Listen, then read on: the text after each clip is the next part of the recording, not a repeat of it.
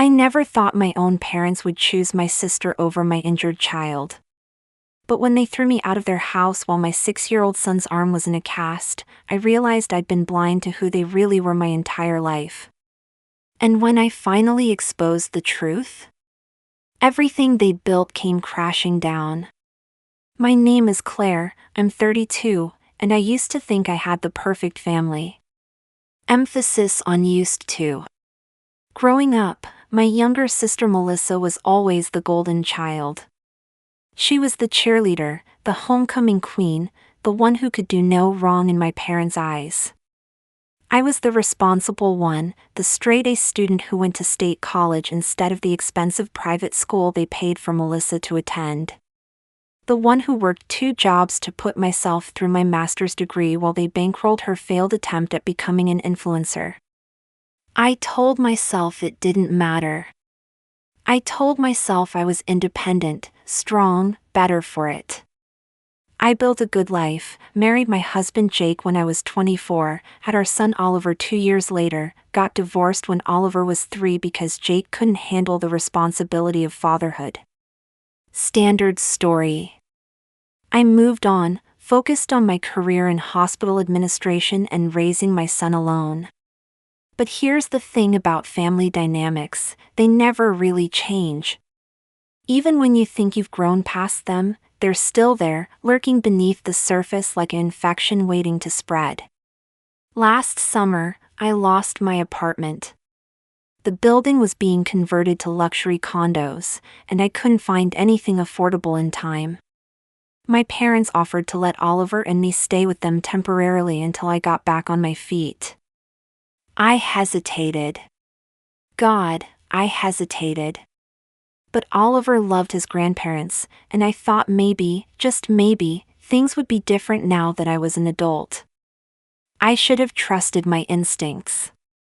Melissa had been living with our parents on and off for years. She was 30 now, twice divorced, with no job and no prospects. But she had something I didn't, my parents' unconditional adoration. And my 7-year-old nephew, Tyler. Tyler was difficult. I'm trying to be diplomatic here, but the truth is Tyler was a bully. He was bigger than Oliver, meaner, and completely undisciplined. Melissa never told him no. My parents never told him no. He ruled that house like a tiny tyrant, and everyone just let it happen. Everyone except Oliver. My son is gentle. He's creative and funny and sensitive in the best possible way. He likes drawing comic books and building elaborate Lego cities and reading books about space. He's not aggressive. He's not a fighter. Which is exactly why what happened next was so devastating. It was a Saturday afternoon in late August. I was out grocery shopping, trying to stretch my budget to contribute to the household. Oliver and Tyler were playing in the backyard, or so I thought. When I got home, I heard screaming. Not play screaming. Terror screaming. I dropped the grocery bags and ran. Oliver was on the ground near the old wooden playset, clutching his arm and sobbing. Tyler was standing a few feet away, completely dry-eyed, almost bored. And Melissa? Melissa was yelling at my son. What did you do? What did you do to make him push you? I froze. The words took a moment to register. Push. Tyler had pushed Oliver. I ran to my son, my heart slamming against my ribs. His left arm was bent at an angle that made my stomach turn. Baby, it's okay, Mommy's here, it's okay. He wouldn't give me the swing, Tyler said casually, like he was commenting on the weather. I told him it was my turn. My head snapped toward him. You pushed him off the playset? Melissa stepped between us. He probably fell. Tyler wouldn't do that. Tyler just said he pushed him. You're twisting his words. Her voice was sharp, defensive. Boys play rough. Oliver's just more delicate. That word. Delicate. Like my son's gentleness was a flaw.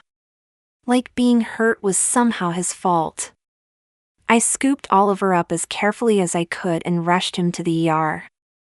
3 hours later, we left with a cast, a prescription for pain medication, and a diagnosis, fractured radius. The doctor said it was consistent with a fall from height.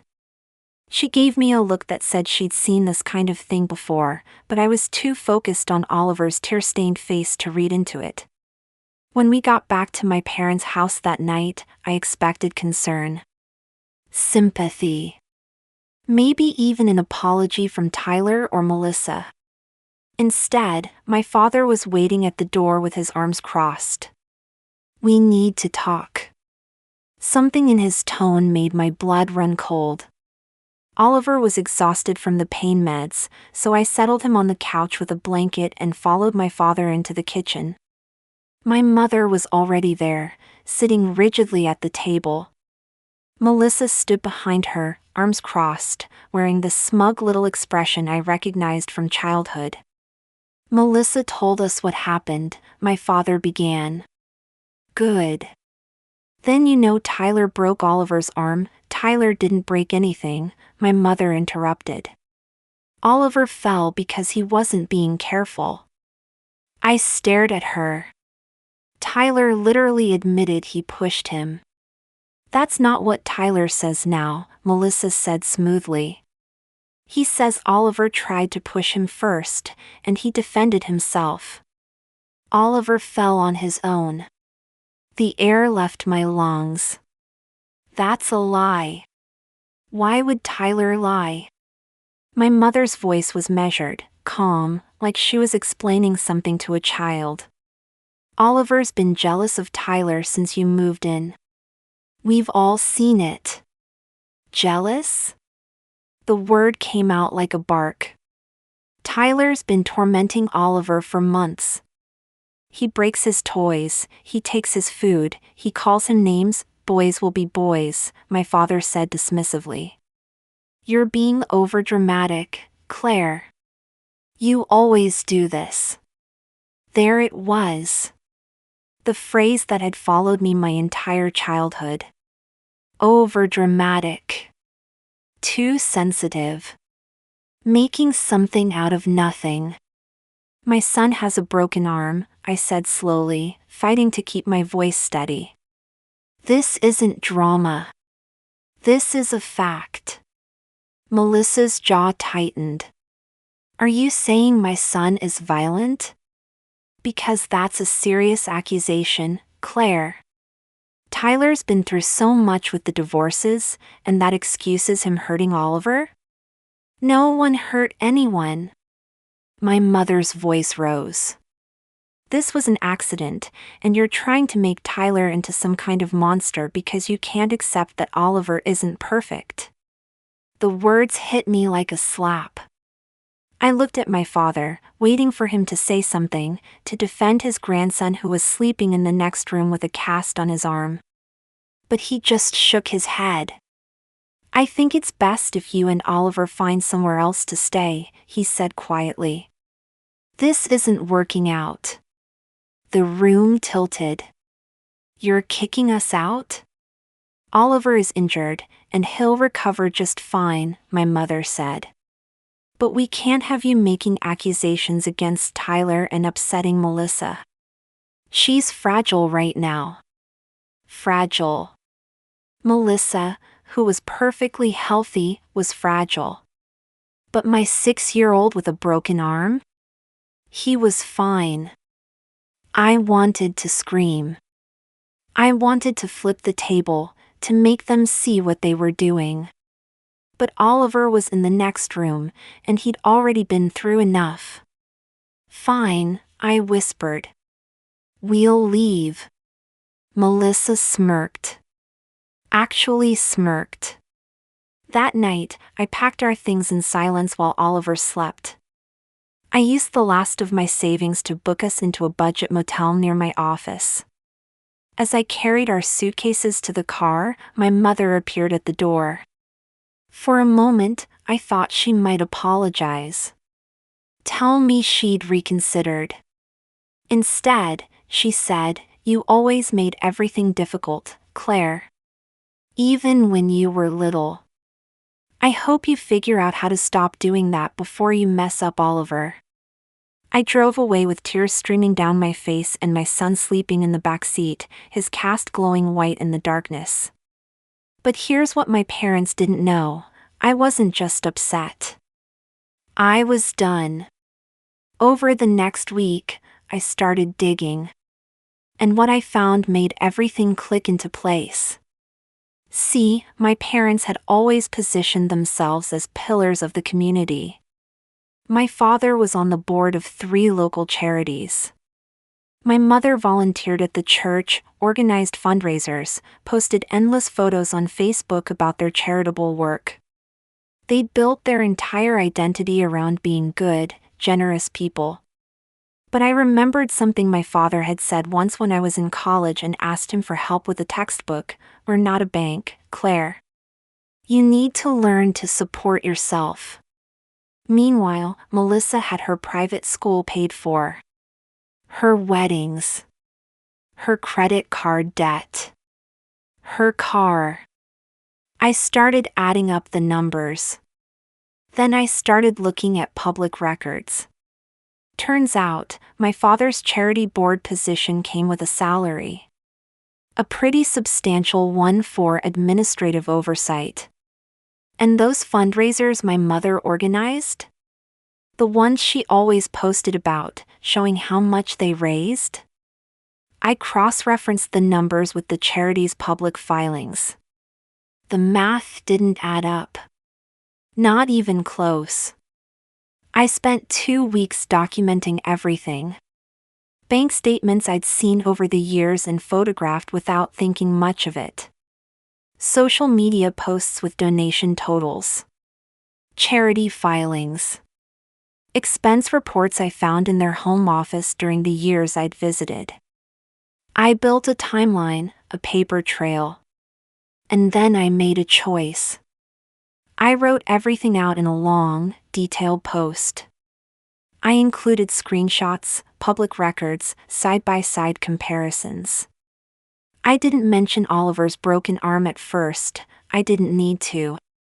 The financial discrepancies spoke for themselves. Then, at the end, I added one paragraph. "My parents recently kicked my 6-year-old son and me out of their home after my nephew broke my son's arm, and they blamed the victim instead of addressing the aggressor. I've spent my whole life watching them choose my sister over me, and I accepted it. But when they chose protecting their image over protecting my injured child, I realized something. People who exploit charity for profit and social status will always choose themselves. Even over their own grandchild. Especially over their own grandchild." I posted it on Facebook, tagged every charity organization, every board member, every church committee they were part of. Then I sent copies to local news stations. I didn't expect it to blow up the way it did. Within 48 hours, 2 charities had launched internal investigations. My father resigned from his board position to focus on family matters. My mother's church asked her to step back from her volunteer role pending review. Their Facebook comments were flooded with people sharing their own stories of my parents' favoritism, their manipulation, their self-serving behavior disguised as generosity. Melissa called me screaming, saying I'd ruined their lives. I hung up. My father sent a text, "You've always been spiteful." I blocked him. My mother left a voicemail, crying, saying I'd destroyed the family. I deleted it without listening to the whole thing. But here's what they didn't send: an apology. Not to me. Not to Oliver. 3 weeks later, I got a call from the mother of one of Tyler's classmates. She'd seen my post. She wanted me to know that Tyler had been bullying her son too, and that when she'd reported it, Melissa had threatened to sue her for defamation. The school had sided with Melissa because my parents were major donors. She thanked me for speaking up. Said other parents were coming forward now too. Tyler was removed from that school shortly after. I heard through mutual acquaintances that Melissa and Tyler moved out of state to start fresh. My parents sold their house, whether because of financial pressure from the investigations or because they couldn't face their neighbors anymore, I don't know. I don't care. Oliver and I found a small apartment. It's not much, but it's ours. His arm healed. He still loves drawing and Lego and space. He's in therapy now, processing everything, and he's doing okay. Better than okay, actually. Sometimes he asks why we don't see Grandma and Grandpa anymore. I tell him the truth, in age-appropriate terms. Sometimes people show you who they really are, and you have to believe them. I don't regret what I did. Not for a second. Because here's what I learned: some people will always choose the easy lie over the hard truth. They'll always protect their image over protecting the vulnerable. They'll sacrifice their own grandchildren on the altar of their ego. And when people show you that's who they are, you don't owe them your silence. You owe yourself, and your child, the truth. Even if it burns everything else to the ground.